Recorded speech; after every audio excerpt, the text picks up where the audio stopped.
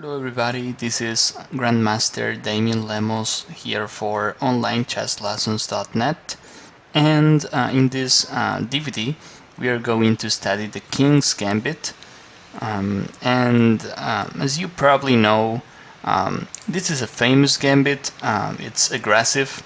We don't see this at higher levels often, but I think it's worth a try, especially if black is not well prepared. So for this introduction we'll see a game played between Ivanchuk and Piquet. So white plays f4 and black takes, and here the most natural move, the most common move for white is to play knight f3, developing and stopping queen h4 check. However, in this DVD we are going to study bishop c4. After playing this, we allow queen h4 check, and the key is we want him play queen h4, because when we play king f1 we have a weak king here, but we'll win a lot of development tempos attacking his queen, and we'll eventually take the pawn back on f4. So bishop c4. In this game black plays c6. We'll also see what happens if black plays queen h4. Here we play knight c3. We play this first instead of knight f3 because we want to stop his idea, which is playing d5. So we play knight c3 first, and black, he plays d5 anyway because he's trying to get activity. As you know, material is not as important as development. So we take, and now he plays the in-between queen h4 check. So here we'll understand the idea behind c6 and d5. Now he weakens our king side, and the queen on h4, it's also attacking the bishop on c4. So we have to be careful. We play king f1. We always play king f1 against the check, and then he plays f3. After this maneuver, he breaks our king side. We'll have to play with the king on e2. So here we protect the bishop, playing d3. He takes, king takes, and then knight f6. The king is not in terrible shape. I mean, we are controlling the key squares. He's only attacking with the queen, so I think it's safe. On the other hand, if he takes, then we have an active position. We'll have a powerful development, and as we said before, the only piece out for black is the queen, which is actually a target, so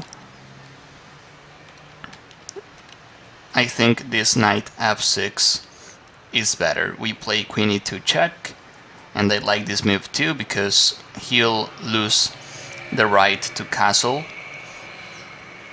He plays king d8. If bishop e7, we can just play d6 here, and we win the piece. King d8, and then queen e5. This is a powerful move, not easy to find unless we know that position beforehand. Basically we want to play bishop f4, and somehow we are protecting the king too. We are ready to play queen e3 if necessary, and maybe bishop e5. So I really like this move. It's not a good position to play knight f3. he'll just play bishop h3 check, and probably queen e4, queen e2, so I like queen e5, and here comes a funny move by black. It's not easy to play as black, because he's lacking development. We have threats, bishop f4, bishop e5, and feels like we are attacking already as white. So he decides to trade queens off by playing queen f2. We have king takes only move, knight e4 check. The king goes to e2, which is a safe square, and then knight takes. Feels like black is equalizing. He's trying to get the bishop pair. However, without queens we can still attack. I feel his king is weaker on d8, so we'll continue the initiative and we play bishop f4, and this is definitely much better than playing something like bishop b3. That move is okay, but this is also giving black an extra development tempo. If we play bishop f4 instead, we speed our development up, and he can't really take on c4. If he does, then we take, rook d1 is coming, and no development at all for black. As we said before, no queens on board, but we can still attack, and this is a good example. Therefore, here he plays knight e6, attacking the bishop. We play bishop e3. See how the bishop is now controlling this knight. And then f6. Well, this is a good try. I don't think he wants to play knight e5. Again, the knight was there one move ago. However, I feel he's trying to protect f7. Yeah, otherwise we take on c6, and then we take on f7. We play knight f3. We are not taking on c6 unless we have a big reason to, because here we offer him a free development move with knight takes c6, maybe pawn takes too. We play knight f3, and then he plays bishop to b4.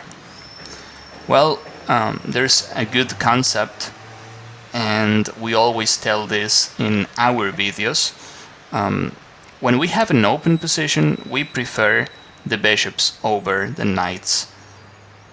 And when we have a closed position, the knight pair happens to be better. Here black, he plays bishop b4, feels like he wants to take on c3, and that is not good for him, because that position is pretty open. And basically as white, we don't have to move our knight on c3. We can wait till he takes. Once he takes, then the dark squares, they are going to be weak. And we play knight d4 instead. And this is a good move, because after this he can't finish his queenside development. For instance, here he can't move knight b8 because c6 is hanging, so he plays bishop d7 and then knight e6 check. We can also delay this move. We can play something else. For instance, rook e1. Feels like we'll play knight e6 sooner or later. We can also play a3. And I guess he's going to take.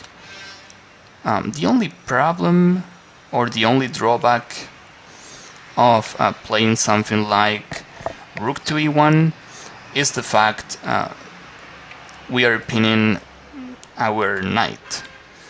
And he can probably take, we have to take with the bishop, and he can try knight c6 or bishop c6, and yeah, probably knight c6, and he's trading pieces off. If we trade too much, I'm afraid we can lose our advantage, so it is much better to play knight e6. We get a passer on e6. We also get the bishop pair, so this couldn't be much better. We still have the chance to get this bishop b4 too. Black plays knight to e7. Makes a lot of sense to blockade a passer with the knight. As you probably know, the best blocking piece is the knight. And yeah, he might try knight f5. Therefore, we'll stop it by playing rook to f1. And then he plays knight to c8. Well, yeah, it's hard to say a better move for black.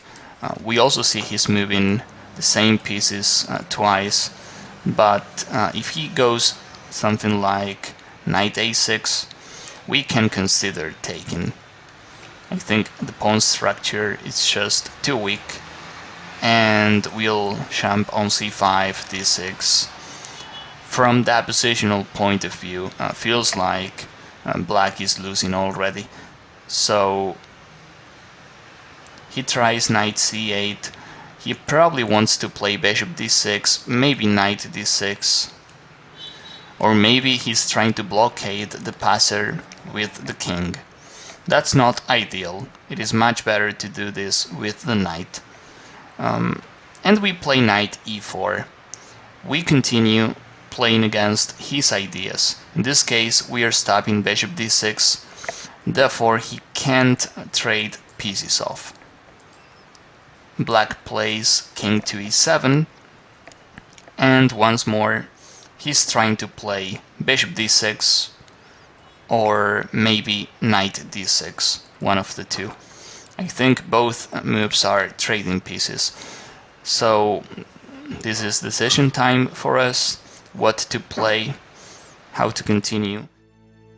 This is Grandmaster Damian Lemos here for onlinechesslessons.net. First of all, I hope you enjoyed this video. If you would like to receive more free chess videos from us, you can just click the subscribe button below. I would also highly recommend signing up for my free mail course, the 10 Grandmaster Secrets to Dominate Chess. During this exclusive course from onlinechesslessons.net, I'll share with you my own Grandmaster shortcuts to effective attacking, defending, and growth hacks to improving your chess without complicated books or memorization. So sign up by clicking the sidebar on the right, and I know you won't be disappointed.